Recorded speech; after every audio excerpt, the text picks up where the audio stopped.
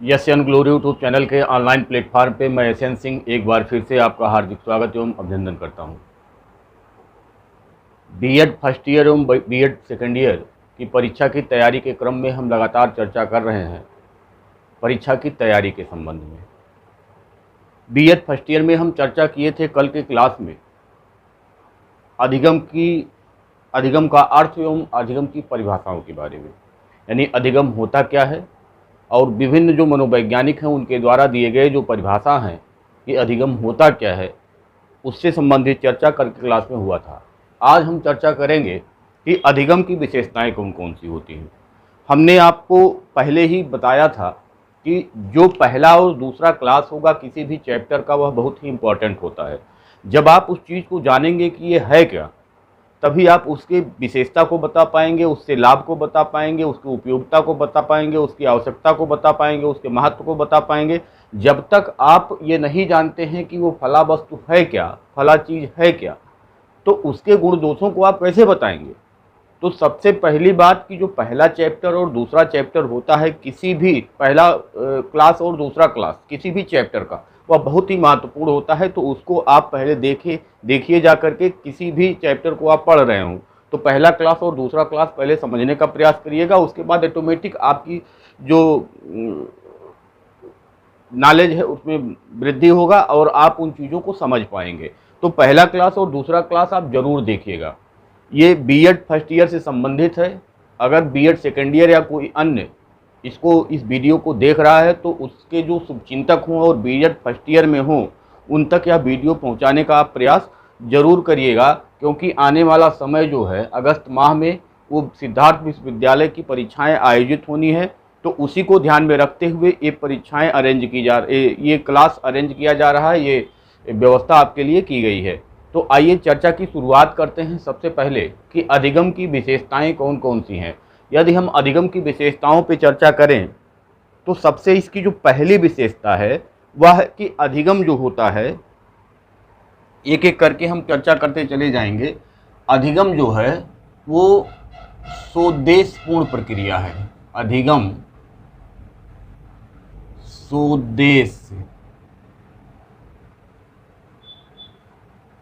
पूर्ण प्रक्रिया है।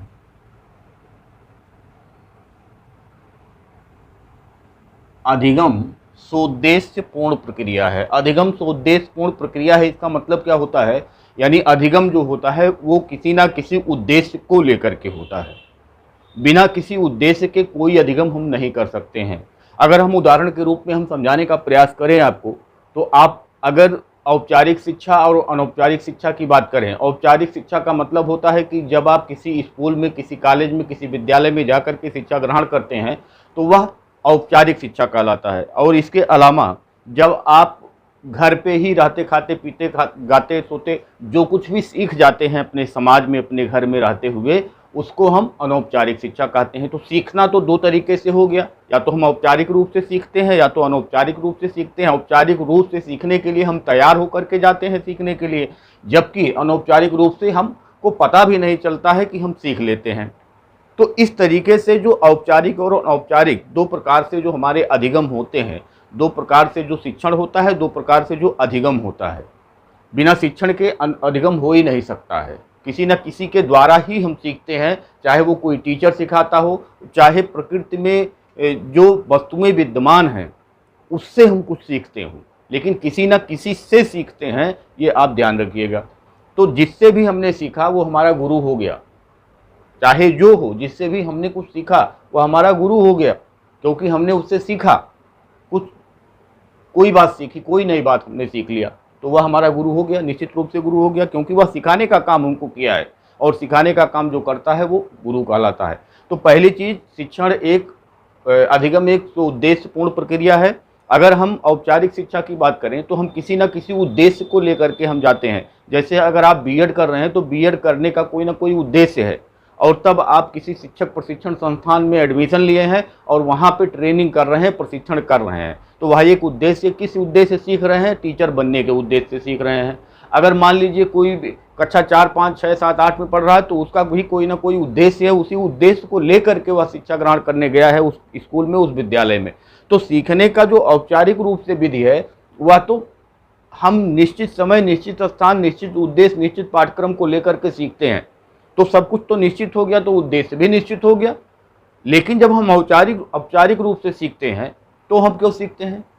जो हमको ज़रूरत नहीं होती है, क्या हम उस चीज़ को भी सीखते हैं? हमको जिस समाज में रहना है, उस समाज की जो रीति रिवाज, परंपरा, मान्यता है, उससे संबंधित जो बातें होती हैं समाज में, उसको हम सीखते रहते हैं। और वो औपचारिक रूप से हम नहीं सीखते, अनौपचारिक रूप से ही हम सीखते हैं। कहीं ना कहीं हम आते जाते, खाते पीते रहते उसको देख लेते हैं और सीख जाते हैं, सुन लेते हैं और सीख जाते हैं, किसी को करते देखते हैं, सीख जाते हैं। तो क्यों सीखते हैं? क्योंकि हमको जिस समाज में रहना है, उस समाज के लिए वह महत्वपूर्ण है। तो वह भी एक उद्देश्य हो गया कि उस समाज में हमको समायोजन करना है। हमारा सामाजिकरण तभी होगा जब हम उस समाज की रीति रिवाज, परंपरा, मान्यता को हम जानें। और जब तक हम उस समाज के रीति रिवाज, परंपरा, मान्यता को नहीं जानते हैं, तब तक हम उस समाज में रहने योग्य नहीं है, क्योंकि हमारा सामाजिकरण हुआ नहीं है और हम उस समाज की जो अपेक्षाएं हैं, उस समाज की जो आकांक्षाएं हैं, उसको हम पूरा नहीं कर सकते हैं। और जब हम पूरा नहीं कर सकते हैं तो हम उस समाज में रहने के योग्य नहीं हैं। तो हम जो अनौपचारिक रूप से सीखते हैं उसके पीछे भी कोई ना कोई उद्देश्य होता है। तो अधिगम एक उद्देश्यपूर्ण प्रक्रिया है। ये पहला पॉइंट हो गया। दूसरे पॉइंट की अगर हम चर्चा करें तो दूसरे पॉइंट पे कह सकते हैं कि अधिगम जीवन पर्यंत चलने वाली प्रक्रिया है। जीवन पर्यंत चलने वाली प्रक्रिया है।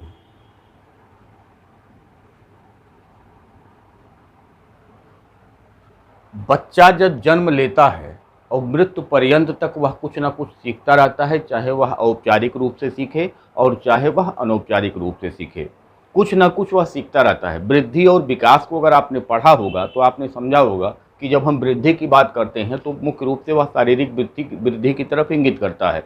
और शारीरिक वृद्धि जो होता है वह एक समय के बाद जाकर के रुक जाता है और फिर उसमें ह्रास शुरू हो जाता है। यानी व्यक्ति जब बुढ़ा होना शुरू होता है तो उसके शरीर में ह्रास होता है, गिरावट आता है उसके स्वास्थ्य में।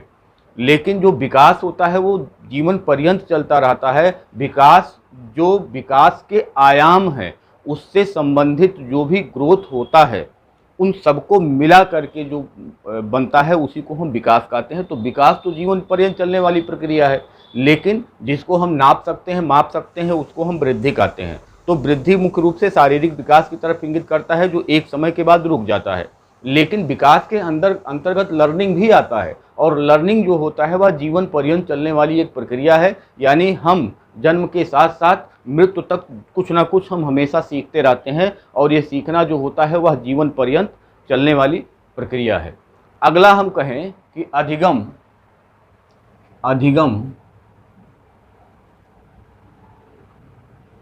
परिणाम नहीं प्रक्रिया है। अधिगम परिणाम नहीं प्रक्रिया है। परिणाम का मतलब रिजल्ट। जैसे हम कोई काम करना शुरू किए, उसका हमको रिजल्ट मिला, उसका हमको परिणाम मिल गया, तो वह काम वही खत्म हो गया। जबकि सीखना जब हम जीवन के शुरुआत से शुरू करते हैं और अंत तक सीखना चालू रहता है, तो इसका मतलब क्या हुआ कि हमको रिजल्ट मिलता कहाँ? रिजल्ट मिलता रहता है, बीच बीच में हम मूल्यांकन करते रहते हैं और आगे बढ़ते रहते हैं। इस टाइप से जो चलता रहता है उसी को तो हम अधिगम कहते हैं। यानी अगर कोई काम हमने शुरू किया, रिजल्ट मिलके वो खत्म हो गया, तो वह तो रिजल्ट हो गया, वह तो परिणाम हो गया। तो ये अधिगम जो है वो कोई परिणाम नहीं है। अधिगम जो है वह एक प्रक्रिया है जो जीवन पर्यंत चलने वाली प्रक्रिया है, और बीच बीच में जो उसको हम देखते रहते हैं कि हमने क्या सीखा, कैसे सीखा, कितना सीखा, वो देखते रहते हैं। और ये प्रक्रिया पूरा जीवन पर्यंत, जन्म से लेकर मृत्यु तक ये प्रक्रिया पूरी चलती रहती है। तो इसको हम परिणाम नहीं कह सकते हैं, बल्कि इसको हम प्रक्रिया कह सकते हैं। अधिगम का जो क्षेत्र होता है वो व्यापक होता है। अधिगम का जो क्षेत्र होता है, अधिगम का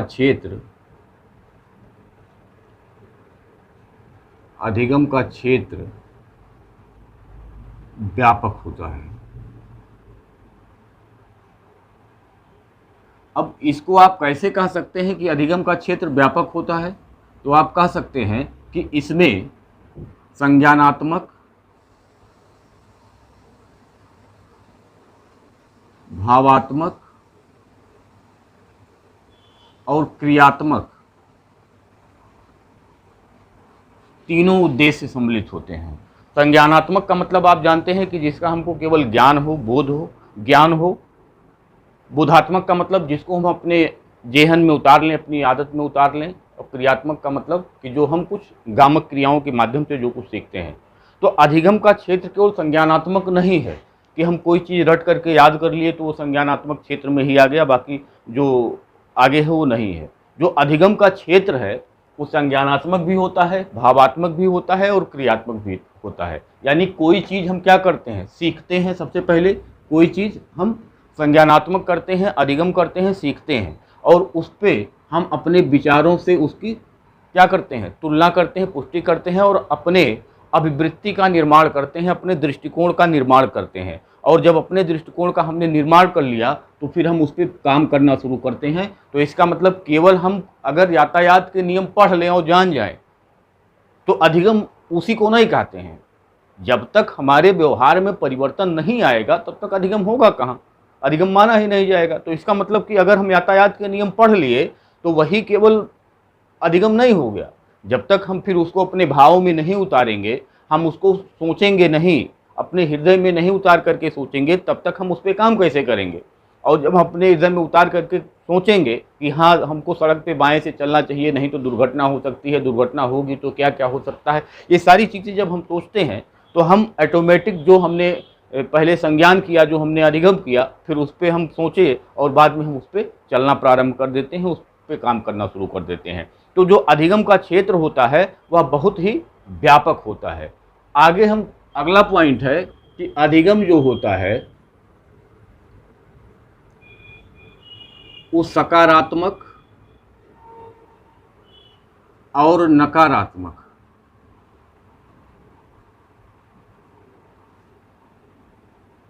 दोनों होता है।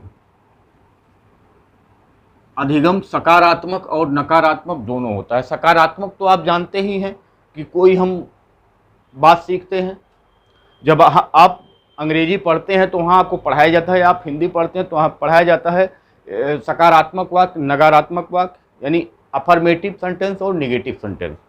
अफर्मेटिव का मतलब कि जो सीधा सीधा हो, हाँ में हो, और निगेटिव का मतलब जो नहीं में हो।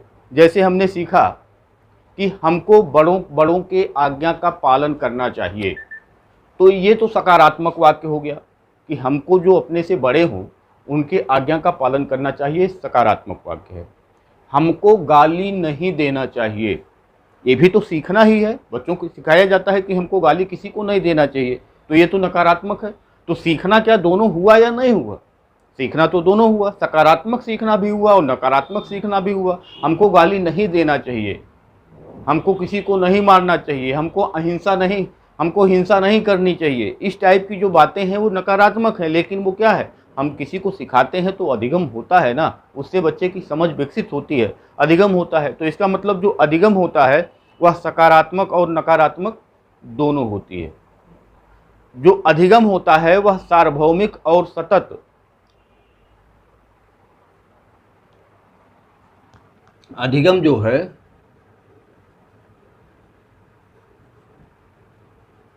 सतत और सार्वभौमिक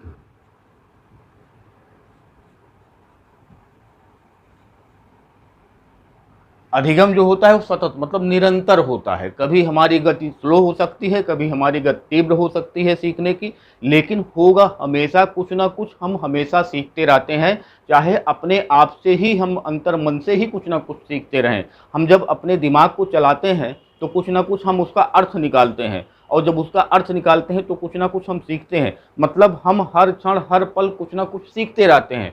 और ये जो अधिगम होता है वह सार्वभौमिक होता है।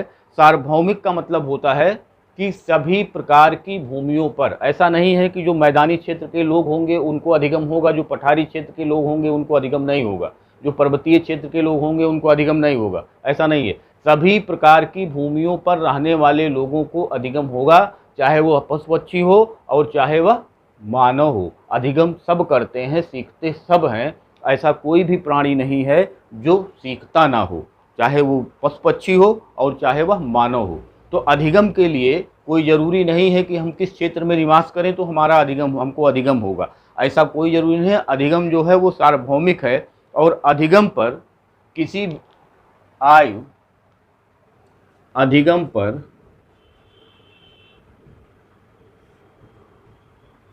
आयु,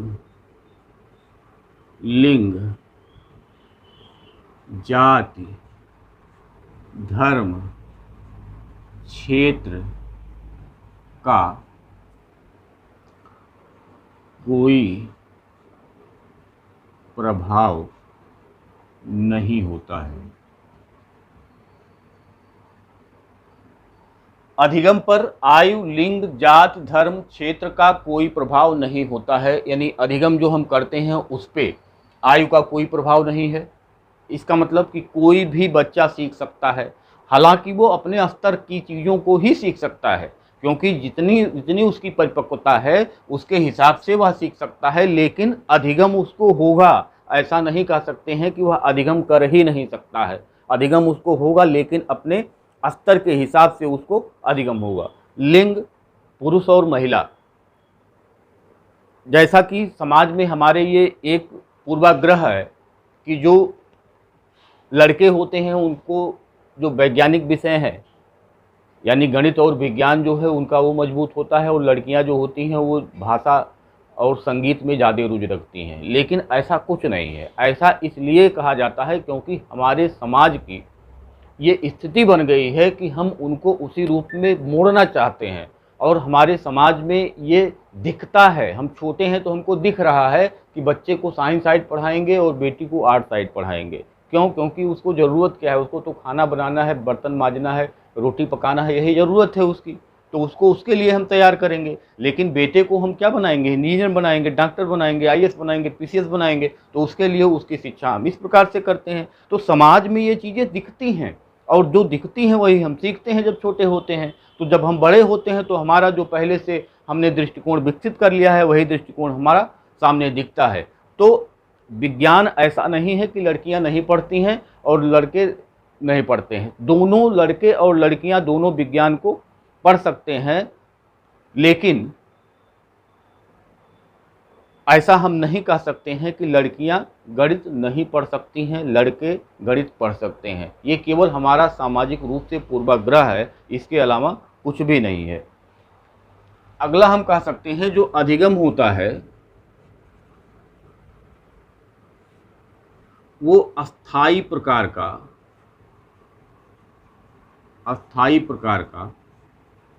व्यवहार परिवर्तन होता है। अस्थाई प्रकार का व्यवहार परिवर्तन होता है। अधिगम जो होता है वह अस्थाई प्रकार का व्यवहार परिवर्तन। कल हमने समझाया था कि जब हम कोई चीज़ सीखते हैं तो दो तरीके से होता है, एक अस्थाई होता है और एक अस्थाई होता है।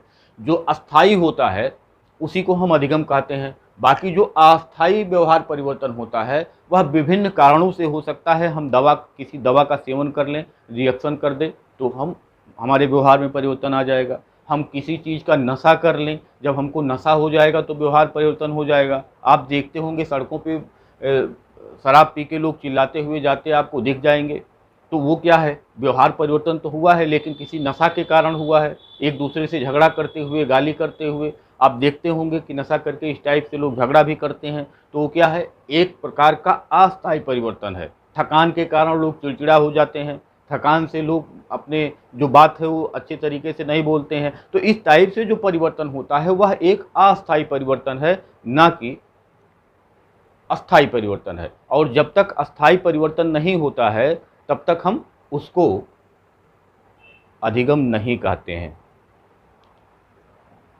अधिगम जो होता है अभ्यास, प्रशिक्षण तथा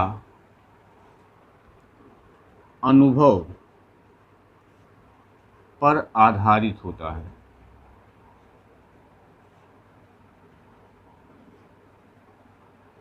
अधिगम जो है वह अभ्यास के द्वारा, प्रशिक्षण के द्वारा और अधिगम अनुभव के द्वारा हम प्राप्त करते हैं।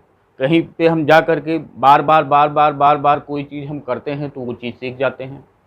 हमारे जीवन में जो अनुभव हमको मिलती है उससे हमको सीख मिलती है। प्रशिक्षण के द्वारा यानी स्किल डेवलपमेंट जब हम करते हैं, जैसे आप कर रहे हैं बीएड कर रहे हैं तो बीएड से संबंधित आप किसी न किसी कौशल को डेवलप कर रहे हैं जो आपके पढ़ाने के काम आएगा, यानी जो आपका व्यवसाय बनेगा, जो आपका पेशा बनेगा, उस व्यवसाय और पेशे के लिए जो स्किल की ज़रूरत होती है वह स्किल आपके अंदर है हो, और उस स्किल को लेकर के आप एक अच्छा शिक्षक बने, जिससे जो समाज में छोटे बच्चे हैं, जो आने वाला भविष्य, उसके दशा और दिशा को आप सुधार सकें। अगला है कि अधिगम में मूल प्रवृत्ति तथा प्रतिक्षेप क्रिया जैसे जन्मजात व्यवहार परिवर्तन सम्मिलित नहीं होते हैं। यानी अधिगम में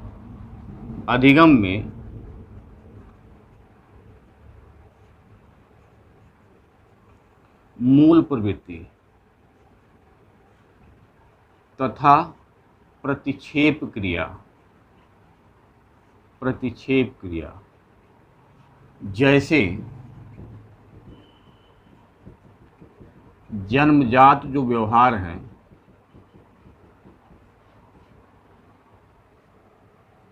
सम्मिलित नहीं होते हैं, सम्मिलित नहीं होते हैं। मूल प्रवृत्ति, दो शब्द है इसमें, मूल प्रवृत्ति तथा प्रक्षेप क्रिया। मूल प्रवृत्ति का मतलब कि जैसे मछली जल में ही पैदा होती है तो क्या उसको तैरना सीखना पड़ता है? अगर सीखना पड़ता तो उसी में डूब जाती, तुरंत डूब जाती। तो उसकी मूल प्रवृत्ति है, वो सीखी नहीं है, वो उसकी मूल प्रवृत्ति है। सांस लेना हमको सीखना नहीं पड़ता है, वो मूल प्रवृत्ति में है कि वो हमको पहले से पता है सांस ऐसे लिया जाता है, हमको सीखना नहीं पड़ता है। तो इस प्रकार की जो चीज़ें हैं वह कहीं से सीख करके हम नहीं आते हैं, वो हमारे पहले से ही सिखाया होता है। और प्रतिक्षेप क्रिया जो होता है, जैसे आप कह सकते हैं कि कोई क्रिया हुआ, उसके जो विरोध में जो होता है उसी को हम प्रतिक्रिया कहते हैं। जैसे एक थप्पड़ किसी को कोई मारा और तुरंत वो बिना सोचे समझे दूसरे को एक थप्पड़ मार दिया, तो इसका मतलब ये हुआ वह उस क्रिया का वो प्रतिक्रिया था, वो आवेश में आकर के लिया गया फैसला था, उसमें किसी प्रकार का कोई अधिगम, कोई विचार नहीं था, वो केवल आवेश में लिया गया एक फैसला था, जिससे केवल वो प्रतिक्रिया कर दिया। तो तुरंत कोई क्रिया होती है तो उसका जो प्रतिक्रिया होता है वो अधिगम में नहीं आता है, उसको किसी प्रकार से हम अधिगम में नहीं ले सकते हैं। इसके अलावा अधिगम जो होता है वो नवीन और पूर्व ज्ञान का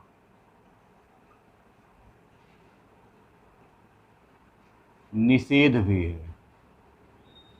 निषेध भी का मतलब, पूर्व ज्ञान का निषेध का मतलब ये हो गया कि जैसे मान लीजिए हमने कोई ऐसा गलत आदत, गलत आचरण, गलत ज्ञान सीख लिया है जो समाज द्वारा मान्यता प्राप्त नहीं है, तो उसको हमको क्या करना होगा? उसको नहीं करना होगा। तो जब हम नहीं करना सीखते हैं तो वह भी तो एक सीखना हुआ। यानी जो समझ, जैसे हमने चोरी करना मान लीजिए सीख लिया, छोटे पर अगर हमने चोरी करना सीख लिया, अब चोरी जो है वो समाज के द्वारा वो परिष्कृत है, यानी उसको समाज मान्यता नहीं देता है, और समाज अगर मान्यता नहीं देता है तो उसको हमको निषेध करना है, रोकना है, मना करना है। तो जब हम उसको रोकेंगे तो इसका मतलब कि किसी न किसी के द्वारा बताया जाएगा, समझाया जाएगा, जब हमको समझ में आएगा तो हम क्या करेंगे? उसका निषेध करेंगे। तो क्या हुआ? जो पूर्व ज्ञान पहले से था, पूर्व हमको जो हम काम कर रहे थे, या पूर्व कोई ज्ञान था जो हमने गलत ग्रहण कर लिया था, तो किसी के द्वारा जब बताया गया तो हमने क्या किया? सीखा, और उसको हमने रोक करके, मना करके, यानी निषेध उसका किया। तो इस प्रकार से जो अधिगम होता है वो पूर्व ज्ञान का जो है वह निषेध भी होता है, इसको भी हम कह सकते हैं। आगे हम कह सकते हैं कि अधिगम जो होता है वह विकास की प्रक्रिया है। आगे हम कह सकते हैं कि अधिगम जो होता है वह विकास की प्रक्रिया है। अधिगम विकास की प्रक्रिया है, यानी जब हमको अधिगम होगा तो कुछ ना कुछ आकर के नया जुड़ेगा। हमारा जो स्कीमा है, हमारा जो ज्ञान का भंडार है, हमारी जो स्मृति है, हमारी जो धारण करने वाला जो बक्सा है, उसमें कुछ ना कुछ आकर के जुड़ेगा। और जब जुड़ता है तो क्या होता है, कुछ ना कुछ हम विकास करते हैं। तो अधिगम जो है वह विकास की ओर ले जाने की एक प्रक्रिया है। इसके अलावा अधिगम समायोजन की प्रक्रिया है। अधिगम जो है वह समायोजन की प्रक्रिया है। अधिगम के द्वारा हम अपने समाज में समायोजन करने का प्रयास करते हैं, जिससे हमको जिस समाज में रहना है उस समाज में हमको रहने में कोई दिक्कत, कोई परेशानी ना हो। तो आपने इस प्रकार से देखा कि अधिगम की जो विशेषताएं हैं या अधिगम की जो महत्वपूर्ण बातें हैं, बहुत सारी बातें हो सकती हैं इसमें। ऐसा नहीं है कि केवल इतने पॉइंट हैं, बहुत सारे पॉइंट इसमें हो सकते हैं। लेकिन जो महत्वपूर्ण पॉइंट थे उस पर हमने चर्चा किया। इस प्रकार से आप इसको, आपको लिखने के लिए जब आएगा तो आप इसको लिख सकते हैं। 12 पॉइंट टोटल हो गए कि अधिगम सोद्देश्यपूर्ण प्रक्रिया है। सबको हमने एक तरीके से आपको समझा दिया। तो यह एक क्लास जो था वह आपके लिए बहुत महत्वपूर्ण है। बीएड फर्स्ट ईयर में अगर आप हैं तो आप अपने साथी को, अपने सहपाठी को, जो भी बीएड फर्स्ट ईयर में हो, उन तक यह वीडियो पहुंचाने का प्रयास करिए। अगर आप चैनल पर नए आए हैं तो चैनल को लाइक करिए, सब्सक्राइब करिए और अपने दोस्तों को शेयर ज़रूर करिए। और इस क्लास को लेकर के एक प्रॉपर नोट्स आप ज़रूर बनाइए, जिससे आपको वहाँ पे लिखने में कोई समस्या ना हो। लिखने में समस्या इसलिए होगी क्योंकि आप पूरा साल कुछ करते नहीं हैं, कुछ लिखते पढ़ते नहीं हैं। तो एकाएक जब आपको एग्ज़ाम में 35-36 पेज लिखना होगा तो वहाँ हाथ चलेगा ही नहीं और आपके नंबर कम हो जाएंगे। तो अच्छे नंबर लाने के लिए आप क्लास के साथ साथ उसका एक प्रॉपर नोट्स भी तैयार करिए। और आगे साल से, यानी जो अब की बार परीक्षा होगी इसके बाद, तो उसके लिए हमने एक प्रॉपर रूप से तैयारी किया है कि फर्स्ट ईयर और सेकेंड ईयर दोनों के लिए हम एक नोट्स की व्यवस्था करेंगे। और उस नोट्स के द्वारा, उस नोट्स के माध्यम से ही हम आपको पढ़ाने का काम करेंगे। यानी आपके पास एक नोट्स होगा और उसी के आधार पे हम यहाँ से वीडियो प्रोवाइड करेंगे। तो अब आप अगर फर्स्ट ईयर में हैं तो आप आज से ही जान लीजिए कि आगे आने वाला जो समय है वो आपको एक सीरीज आपको हम देंगे, एशियन ग्लोरी सीरीज, और उसी के आधार पे हम यहाँ वीडियो बनाने का प्रयास करेंगे और आप तक पहुँचाने का प्रयास करेंगे। आप चैनल पे नए आए हैं तो चैनल को लाइक करिए, सब्सक्राइब करिए और शेयर ज़रूर करिए। लाइक, सबसे पहले वीडियो देखते ही आप लाइक ज़रूर करिए, क्योंकि अगर आपको अच्छा लगता है, आपकी ज़रूरत का है, तो लाइक करना आपका कर्तव्य बनता है। तो आप लाइक वीडियो को ज़रूर करिए। धन्यवाद, नमस्कार।